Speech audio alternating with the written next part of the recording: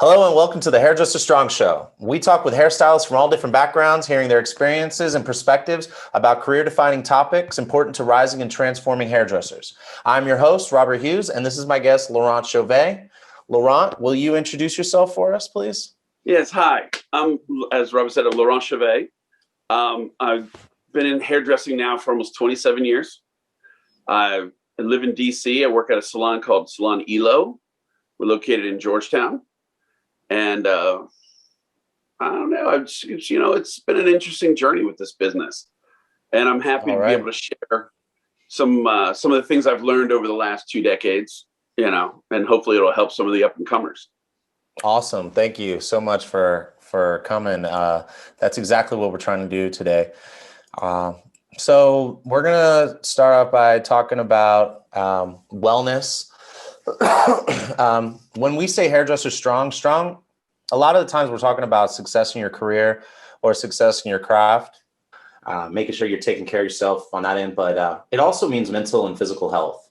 And if you're not strong in your mind and your body, then your pockets are, you might fatten up your pockets for a little bit, but eventually you're going to be spending a lot of money on taking care of yourself. And so what I want to do is I want to have a series of conversations about various ways in which this industry can affect our physical and mental health. So why don't we start off by, how long have you been doing hair for? I've been doing hair now for 27 years. Okay, 27 years. I mean, that's legit. So would you say that you have any physical challenges as a result of doing hair that impact your ability to do hair? For my physical problems don't stem so much just from, there's repetitive use issues. Your wrists do start to hurt after a while. So does your lower back. If you're not, you don't know how to position your body correctly. A lot of my physical issues come from just my reckless youth. But the job we have does compound those issues. Okay. I can go down a list of my ailments. Well, why don't you just give us an idea of like what type of physical issues that we don't even have to necessarily talk about the root of the issue as much as what type of what type of physical issues are impacting your ability to do work? Well, you've got, first of all, the one you're really going to always feel is your lower back. Okay. That's the one that gets everybody that's over 5'9", because at some point you're twisted, you're hunched, and it's just a lot. You're always at a slight tilt. We don't stand straight up. We're always slightly tilted into the hair. So that does over time beat up your back, and it causes problems. Okay.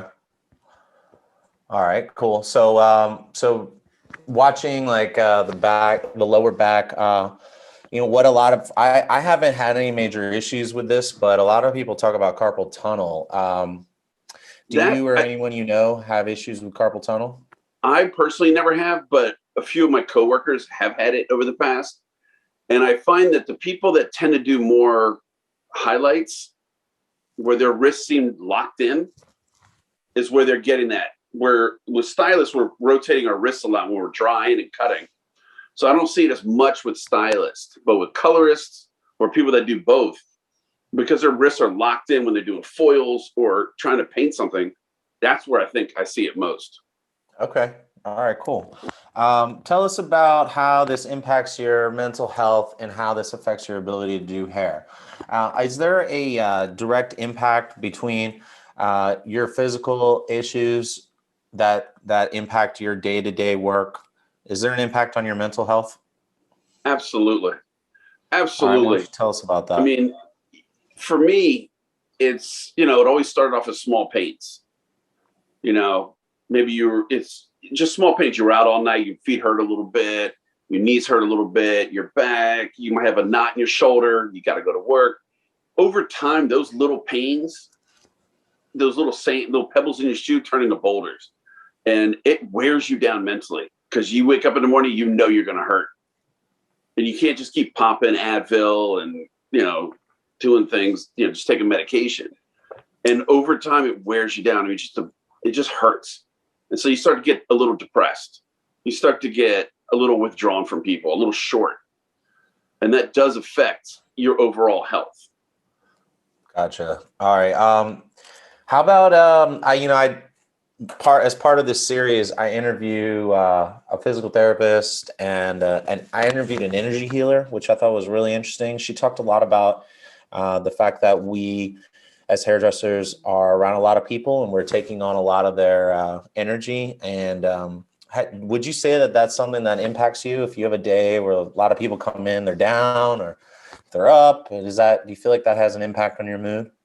Absolutely. I mean, I've used the term energy vampires. People that you see the first morning, you get up in the morning, you look at your schedule, and you're already defeated because you know that person's coming in. And they sit in your chair, and for that 45 minutes, an hour, however long they're in your chair, their negative energy or their just sappiness, it just sucks everything out of you. And it's hard to stay on top of it. It's hard to just, go, okay, I'm going to get through this. It's going to be okay. You can be as positive all the time, but it hurts. I mean, some of those people do just take it out of you. Okay, cool. So you can find a way to. We got, so no, go ahead. What were you going to say? Oh, no. I was just saying that, there's a lot of things we have to do as stylists. I mean, I figured this out, of course, later on in life. I didn't think about it in my 20s. But, doing your physical, being physically fit, but also having somebody to talk to about some of this stuff, a therapist or a good friend or someone else in the business that you can just kind of bounce off some of the negativity and realize that it's not you would be nice. Yeah, I think that's super important. As far as mental health goes, I hear you gave some advice to have somebody to talk to, whether it's a therapist or a friend or something like that. Would you have any recommendation for the physical side? Do you think that people should see like a physical therapist or get massages or a foam roller, or what do you think? You know what? Having been through all the pain and physical therapists and trainers, really you got to figure out, I would talk to a physical therapist to find out exactly what muscle groups you need to really focus on so that you don't get issues with your legs or with your knees or your lower back or your shoulders. We all get knotted up in the upper shoulders. We all do. It's part of the job. There's specific exercises we can do to strengthen the body, which will relieve a lot of that stress we put on it. So I do believe that, getting together with a physical therapist and finding out, and it doesn't have to be a huge weight program. You can do a lot of this stuff at home. A lot of it is just body weight mechanics, calisthenics, but that will help you last longer in this business. And if you're not hurting as much, you tend to be happier.